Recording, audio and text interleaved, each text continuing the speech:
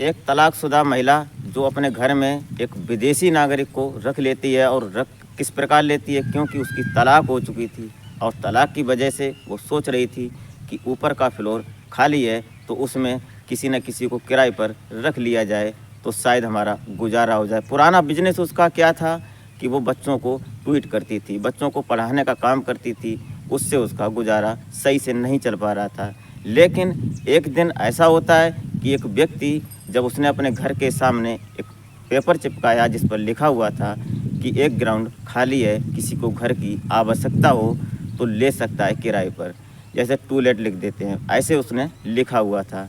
तो जिस व्यक्ति ने देखा तो विदेशी मूल का नागरिक था, उसने सोचा कि चलो यहाँ पर एक कमरा ले लेते हैं, ऐसे करके वहाँ पर आ जाता है। लेकिन धीरे धीरे उस जो तलाकशुदा महिला थी उसका और उस विदेशी नागरिक का आपस में आकर्षण बढ़ता है और आकर्षण के साथ साथ दोनों में इतना बढ़ जाता है कि एक दूसरे से शारीरिक संबंध बनाते हैं और शारीरिक संबंध इस प्रकार बनाते हैं कि जो महिला थी उसकी प्यास बहुत पुरानी आज बुझ रही थी। तो दोस्तों आज पर ये चर्चा करते हैं और पॉइंट टू पॉइंट बात को समझने की कोशिश करेंगे कि महिला कौन थी और ये विदेशी नागरिक कौन था। तो आशा करते हैं कि आप अपने परिवार के साथ, अपने परिजनों के साथ स्वस्थ और मस्त और खुशहाल ज़िंदगी जी रहे होंगे और वीडियो लाइक और चैनल को सब्सक्राइब कर लें ताकि हमारा हौसला बढ़ता रहे। तो नमस्कार, प्रणाम, मैं अजय कोहली। आज की जो सच्ची घटना मैं आपको सुनाने जा रहा हूँ, ये घटना महाराष्ट्र प्रदेश का एक जाना माना शहर, सपनों की नगरी मुंबई कहा जाता है। मुंबई के पास में एक कस्बा लगता है, शहर लगता है जिसको मलाड बोलते हैं। और इस मलाड में यहाँ एक परिवार रहा करता है। एक परिवार में जो होते हैं शिवकरण, इस शिवकरण के परिवार में 4 लोग होते हैं। ये शिवकरण और इनकी पत्नी और इनकी एक बेटी होती है और एक बेटा होता है। जो बेटा होता है शुभम, ये लड़की से बड़ा था, ये विदेश में पढ़ाई करता था, अच्छा कारोबार था इनका शिवकरण का।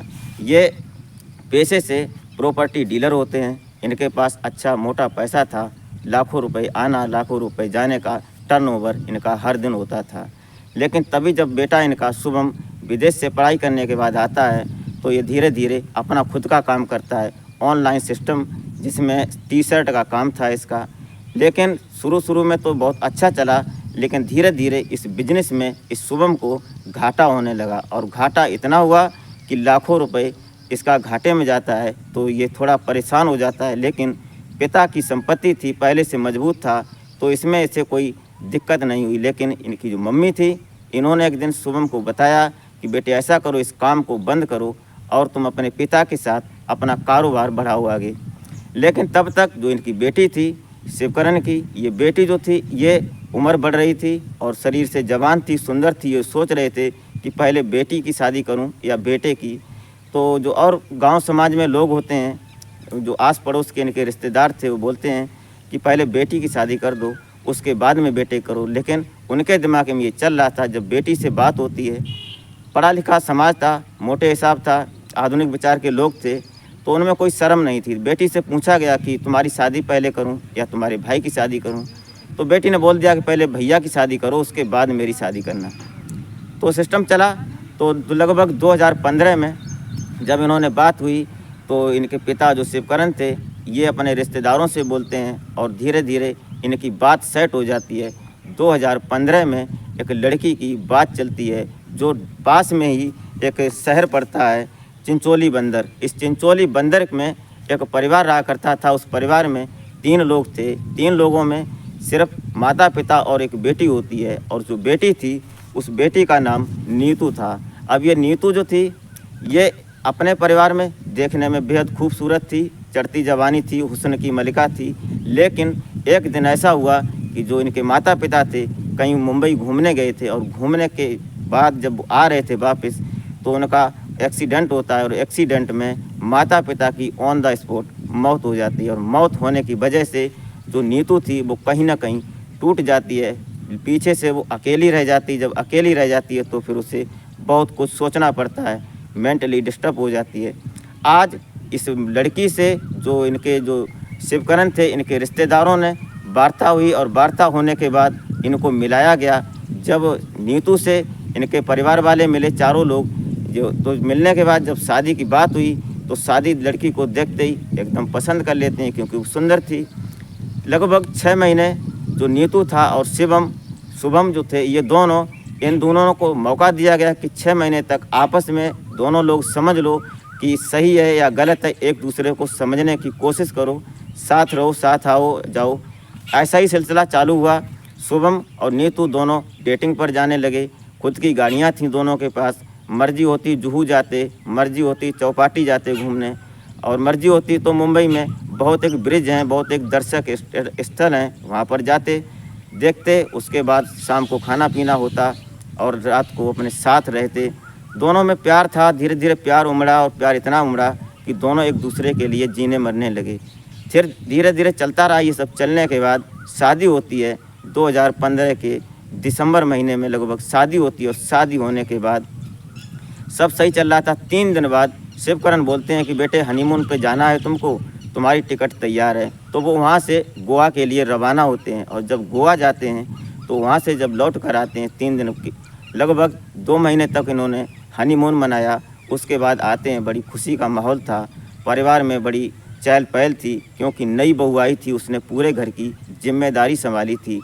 लेकिन मोड़ तब आया कि जब वो बहू हनीमून से वापस आती है तो उसमें कुछ चिड़चिड़ापन चढ़ जाता है।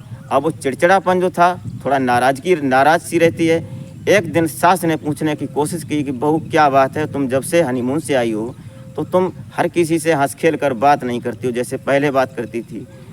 तो उसने कहीं ना कहीं कोई जवाब देने की ज़रूरत नहीं समझी। लेकिन एक दिन उसको गुस्सा आ जाता है तो बोलती है कि तुम्हारा बेटा नामर्द है, ये हमारे लायक नहीं है। ये बात सुनते ही उसकी शुभम की माँ के पैरों तले ज़मीन खिसक जाती है। ये बात सुनकर वो कहीं ना कहीं टूट जाती है। फिर यहीं से कहानी मोड़ लेती है। लेकिन एक दिन नीतू अपने ससुर शुभकरण से और अपनी सास से नाराज़ होकर साफ बोल देती है कि मैं शुभम के साथ नहीं रह सकती, मैं तलाक लूँगी। और इतना कहने के बाद आपसी रंजिश थी, ये अपना सामान पैक करती है और अपने के घर चिंचोली बंदर के लिए निकल जाती है। वहाँ जाने के बाद शाम को पहुँचती है अपने घर और सुबह वो कोर्ट में अर्जी लगा देती है तलाक की। और जब तलाक करती है तो 6 महीने बाद जब तलाक की अर्जी क्लियर हो जाती है, उसके बाद दोनों परिवारों की रजामंदी से तलाक साइन हो जाता है, अपनी अपनी ज़िंदगी जीने लगते हैं। तभी जो ये नीतू होती है, इसका डबल फ्लोर का मकान था, तो नीचे वाले में आप रहती थी और ऊपर का फ्लोर खाली था। तो उसने टूलेट लिख दिया गेट पर कि किसी को मकान की ज़रूरत हो तो ले सकता है, किराए पर हमारे पास जगह है। तभी एक एंट्री होती है यहाँ पर, विदेशी जो अफ्रीकन नागरिक था जिसका नाम होता है गोंजो। अब ये गोंजो जब आता है तो इसने वहाँ पर देखा तो किराया पूछा, आपस में दोनों की बात हुई और सेटलमेंट होने के बाद उसने पूरा अपना सामान ऊपर रखवा लिया। धीरे धीरे चलता रहा। लगभग 2 महीने तक आपस में वो ऊपर रहती गोंजो और नीचे नीतू रहती, एक दूसरे से किराएदार और मकान मालिक की तरह बात करते, उतना ही बात थी। लेकिन गोंजो कहीं ना कहीं ये सोच रहा था कि जो महिला है देखने में बेहद खूबसूरत है, सुंदर है, लेकिन अकेली रह रही है। तभी कोशिश करके उसने एक दिन पूछने के बाद जो नीतू होती है वो बताती है मेरा तलाक हो गया है, मेरी शादी हुई थी, कुछ दिन रही, उसके बाद मैं वापस आ गई, हमारा आदमी नामर्द है। ये सुनकर जो गोंजो था ये उत्तेजित बन जाता है और इसने अपना प्लान शुरू कर दिया। ये कहीं ना कहीं धीरे धीरे डोरे डालना शुरू कर देता है नीतू के ऊपर। और जो नीतू थी, एक दिन अचानक सीढ़ी से इसका जब पैर खिसकता है तो नीचे गिरती आकर, तो इसके पैरों में चोट लग जाती है। और जो गोंजो था, ये बॉडी का लंबा चौड़ा जवान था, इसने तुरंत उसको गोद में उठाया। गोद में उठाने के बाद गाड़ी में रखता है और हॉस्पिटल ले जाता है। हॉस्पिटल में ले जाने के बाद इसका दवाई उपचार होता है। उसके बाद अब यहाँ से कहानी शुरू होती है। जब वापस आ रहे थे, अब ये दोनों लोग अपनी गाड़ी में घूमने जाने लगे। 2 बजे ड्यूटी जाना है और शाम को आ जाना था गोंजो को। और जो नीतू होती है ये बच्चों को ट्वीट करती है, ट्यूशन पढ़ाती है, जिसका पहले का काम था। तभी एक दिन जो गोंजो होता है नीतू को बोलता है कि मैं तुमसे प्यार करता हूँ। और कहीं ना कहीं नीतू भी गोंजो को प्यार करती थी। नीतू ने एकदम हाँ में सहमति जताई। बस खेल शुरू हो गया यहीं से आज शारीरिक संबंधों का। शाम को आते हैं ये लोग और एक दूसरे से बातें करते हैं, कुछ शराब की बोतल भी लाते हैं। जब शराब अंदर जाती है तो सुरूर चढ़ता है और दोनों जवान थे और इस सुरूर में दोनों बह जाते हैं। बहने का मतलब ये हुआ कि जो नीतू थी इसको शारीरिक सुख पहले कभी मिला नहीं था, क्योंकि जो पति था वो नामर्द था और उससे पहले जब उसने कभी किया था या नहीं, लेकिन वो खुश नहीं थी, सिर्फ परेशान थी अपने शारीरिक संबंधों के लिए। बस यहाँ से सिलसिला शुरू हुआ। गोंजो ने जब इस नीतू को अपने साथ जब बेड पर लाया, उसके साथ छेड़छाड़ कर रहा था और छेड़छाड़ करने के बाद उसने एक झटके में नीतू के कपड़े उसके शरीर से अलग कर दिए और उसके बाद अपने भी शरीर से कपड़े अलग करता है। उसके बाद उसका विकराल रूप जब नीतू देखती है तो कहीं ना कहीं घबरा जाती है और घबराने के बाद वो उसके साथ फिर संबंध बनाता है और संबंध इतने ताबड़तोड़ बनाता है कि जो नीतू थी आज सुख तो मिल रहा था उसको, लेकिन उस सुख में उस दर्द को बर्दाश्त कर रही थी और बर्दाश्त करते करते आज वो चरम सुख पर पहुंची। उसे सुख मिला, उसके बाद आज से सिलसिला चालू हुआ, फिर कभी रुकने का थमने का नाम ही नहीं लिया। धीरे धीरे चलता रहा, लेकिन एक दिन एक अजीब वाक़या सामने आता है नीतू के कि सुबह सुबह जब उसके मकान पर पुलिस आ जाती है तो पुलिस को देखते ही नीतू कहीं ना कहीं घबरा जाती है और पूछती है क्या बात है। तो बोलता है, पुलिस वाले बोलते हैं कि यहाँ पर गोंजो नाम का एक व्यक्ति रहता है जो अफ्रीकन मूल का है। तो उसने कहा कि यस सर। उसने कहा, जब पुलिस ने पूछा कि कब मिलेगा तो उन्होंने कहा कि 2 बजे वो ड्यूटी से आता है, उसके बाद उससे बात करना।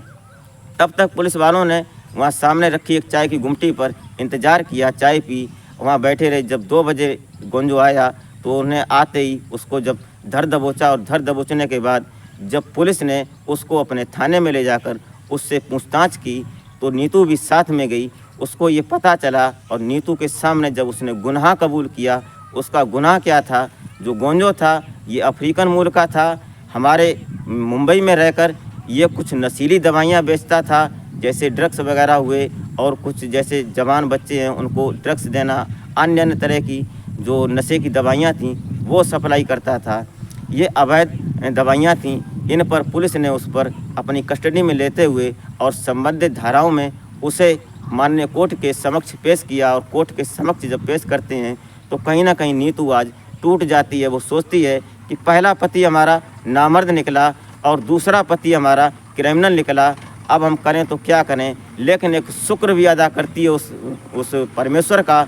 वो सोचती है कि चलो ये तो गुनहगार था, मैं तो गुनहगार नहीं हूँ। ये बात सोचकर कहीं ना कहीं वो खुश हो जाती है और आज वो जेल में है। गोंजो अपने किए हुए काले कारनामों की सज़ा भुगत रहा है और जो नीतू होती है वो अपने घर में अपने परिवार में अकेले थी, अकेले है। तो दोस्तों अपनी राय कमेंट में ज़रूर दें। आप इस कहानी के सुनने के बाद आप क्या सोचते हैं, राय ज़रूर दें। तो मिलते हैं फिर नेक्स्ट वीडियो में, तब तक के लिए नमस्कार।